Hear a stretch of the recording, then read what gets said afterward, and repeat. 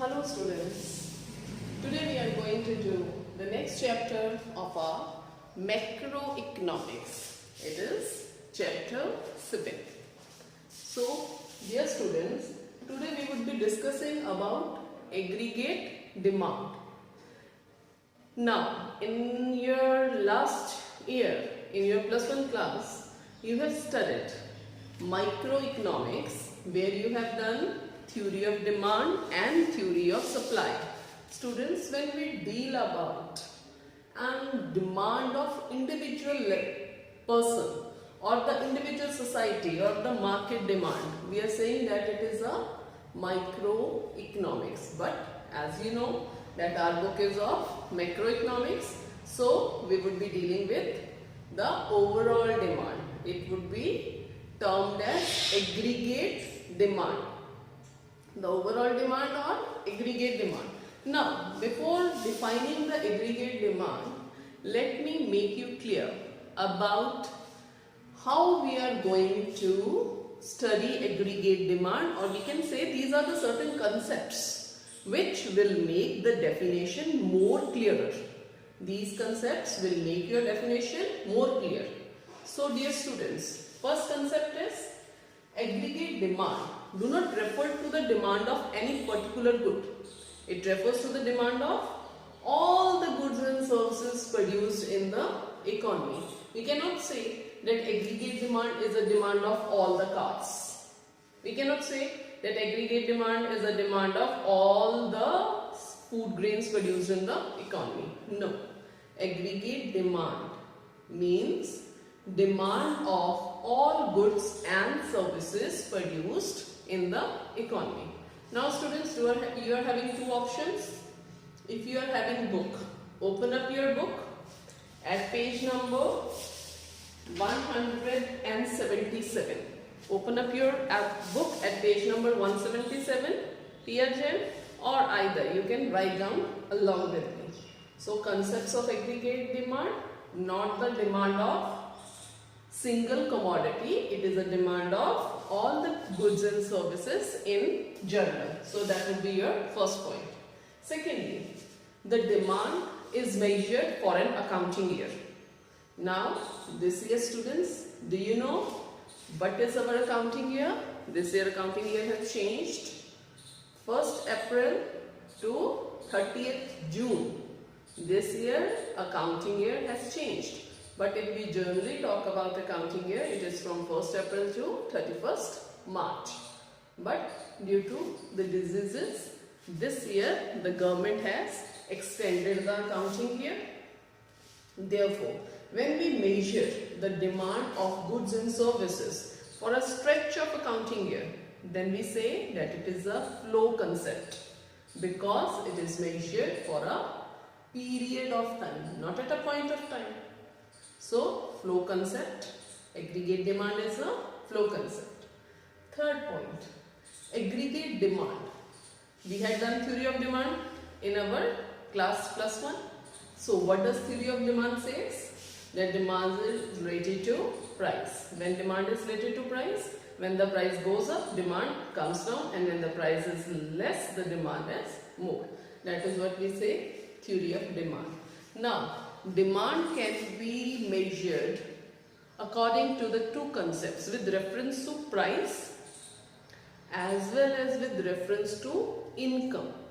If we say with reference to price, demand with reference to price, it means that we are saying that demand and price are having inverse or indirect relationship. Price when increase, demand decrease, and vice versa. Indirect relationship means demand curve slopes downward. Indirect relationship, if we are saying indirect relationship, our demand curve will be sloping downward. That is, one thing will increase, the other thing will decrease. That demand in relation to price level we have already studied. Second relationship of demand is with income. That also we had studied somewhat, that demand is directly related to income. When the income increases, the demand also increases in case of normal commodities that we had done in our plus 1 chapter. Now, here if we talk about income, direct relationship, so our demand curve will go like this, upward sloping downward, because we are having a direct relationship to income. Here in our plus 2 course, if we study about aggregate demand, we have to study it in relation to income, not in relation to price. Therefore, the aggregate demand in relation to income is to be studied. The demand curve would be sloping upward. Income increases, demand increases, and vice versa. We can say that what is GDP? GDP is the value of all goods and services produced in our economy during the accounting year. So, when we talk about aggregate demand, we cannot say that we have produced these many goods, these many chairs have been sold, these many blackboards have been sold, these many cars have been sold in the economy. But we will be saying that this much expenditure has been done in the economy. We are talking about the expenditure. We cannot measure it in terms of all the goods and services, because we are having different measuring units for the goods and services. Therefore, we would be measuring it in context of, not in context of physical, it is not measured in context of physical quantities, but as a sum total of goods and services. How many goods and services, how much expenditure we had done, as a sum total of goods and services means expenditure done on goods and services. So here national income must be measured with expenditure method. Expenditure is exactly equal to income. As you know, in national income, when you calculate the national income with both the formulas, income method and expenditure method, you get the same answer. Reason behind that, the expenditure done in the economy is the income of the other person. Whenever if I am spending 100 rupees, it means the other person is earning 100 rupees also. No? That's why both the income and expenditure done in the economy is assumed to be same. That the income equal to expenditure would be a very useful concept for these chapters. So now one more very important point is that when we talk about aggregate demand, we does not talk that this much we had spent. We are not talking about what we had done. We would be talking about what one wish to spend, what we are planning to spend. This is very important concept. There are two types of spending. One is ex ante demand. Another one is ex post demand. Ex ante and ex post. Ex ante means that this is what we plan or what we wish to spend. This is what we are planning, that this much we are going to spend.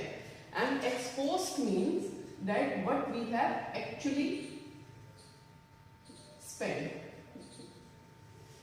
These two concepts, ex ante and ex post. Here we are concerned with ex ante concept. This much we are planning to spend. This much demand we would be doing. That is a planned expenditure, not the actually done expenditure. So these two concepts must be clear to you. One is ex ante, another one is ex post. If we talk about ex ante and ex post, which measurement we are going to take for aggregate demand? It is ex ante. Means what the persons wish to spend in the economy, not what actually they are spending. So all the concepts here expressed as what people wish to spend, not what people actually spend. With all these concepts, now we have driven the definition of aggregate demand. What does this definition say? Aggregate demand is a sum total of expenditure.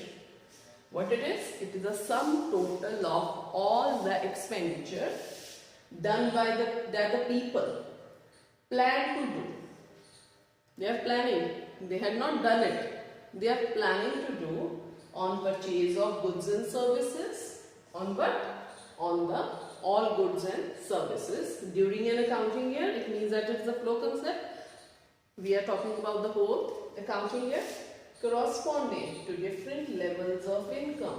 It is not the expenditure which is planned according to the prices of the goods. It is planned according to the income of the various peoples. The person whose income is more will be planning to spend more, and the person whose income is less will be planning to spend less. So here is a definition. What sum total of all the expenditure, what the people plan to do on purchase of goods and services during an accounting year according to the different levels of income. So here is our first concept, aggregate. So now we will be studying behavior of aggregate demand in relation to our income. We had done that aggregate demand is measured in relation to income. Now how aggregate demand behaves whenever income increases or decreases. Students, do you have any income? The answer would be big no. No, we do not have any income. Still, you are making a lot of demands in the economy. It means that at zero level of income, when you are making demand, it means that aggregate demand will also be there when the income is zero. The first relationship of income and demand. We are not earning anything. There are not many people in the economy. Only 40 or 50% of the population is earning. Doesn't mean that others are not consuming. Being a human being, for survival, we need to consume. That's why we are making a demand whenever, even if we are not having any income.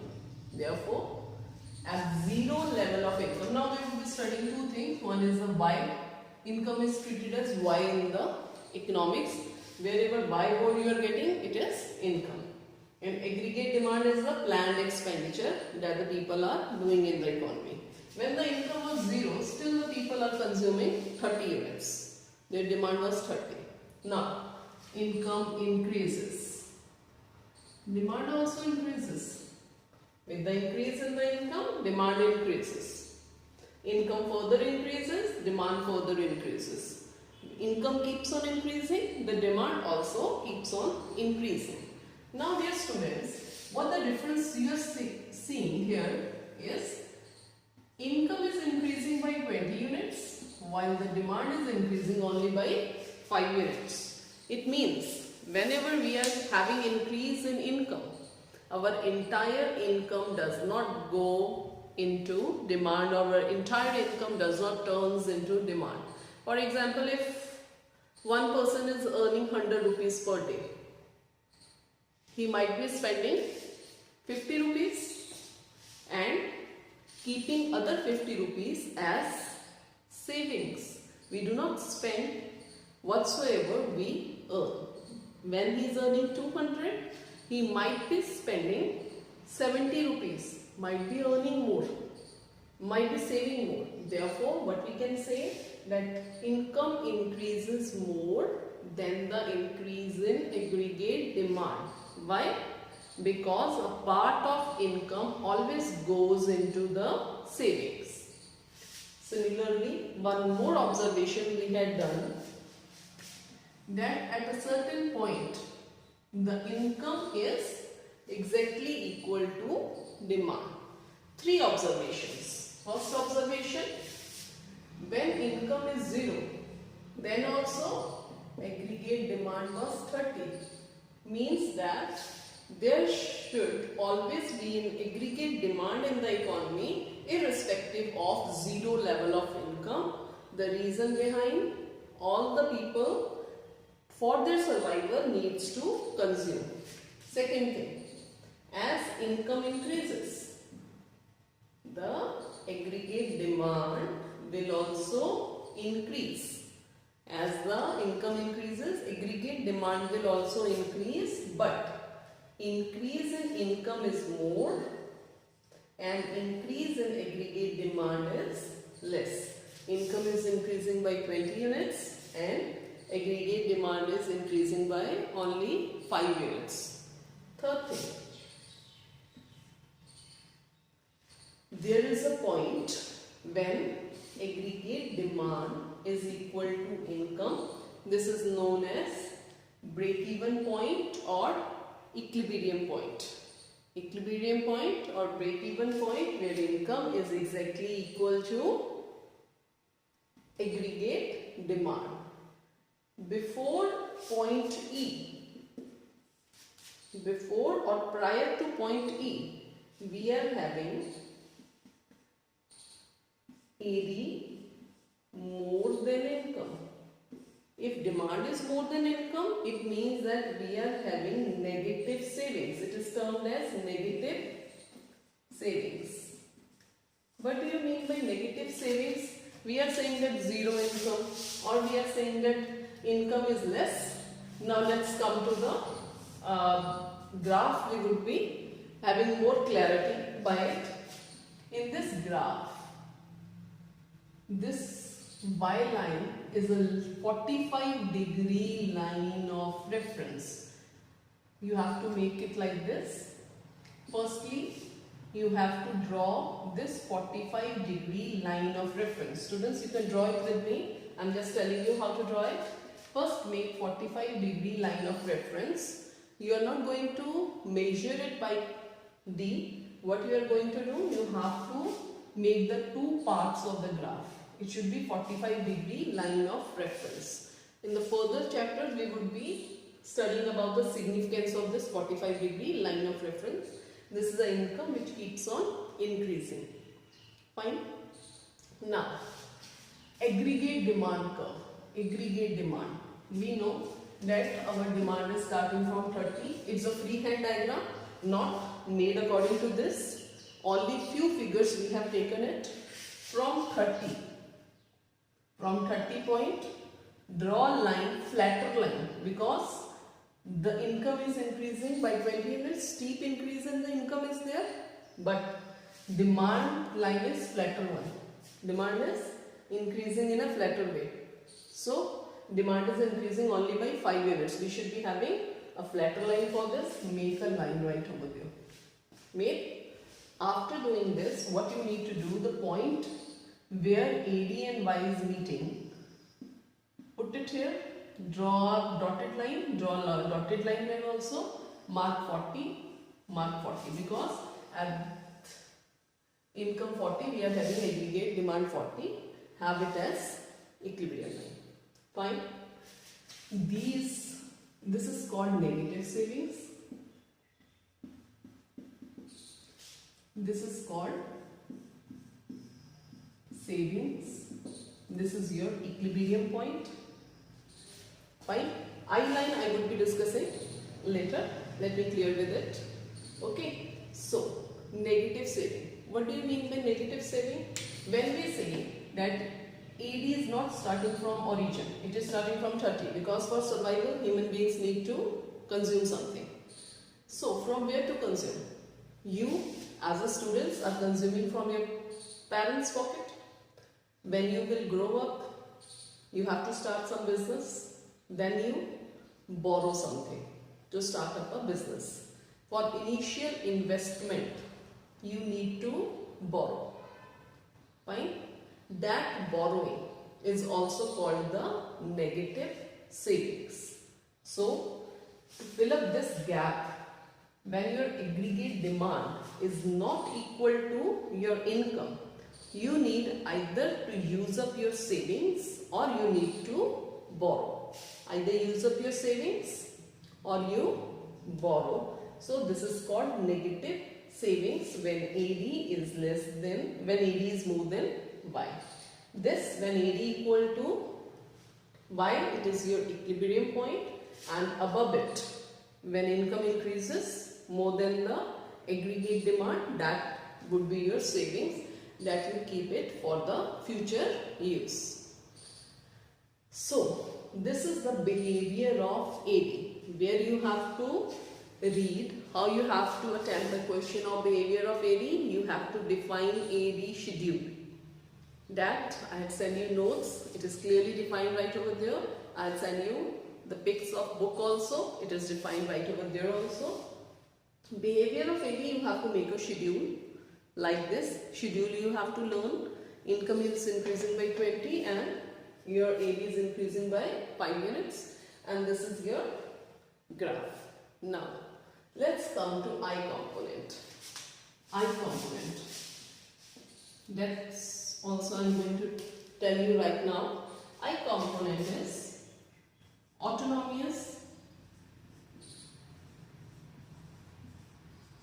investment. Autonomous investment is the investment which is made in the economy irrespective of level of income.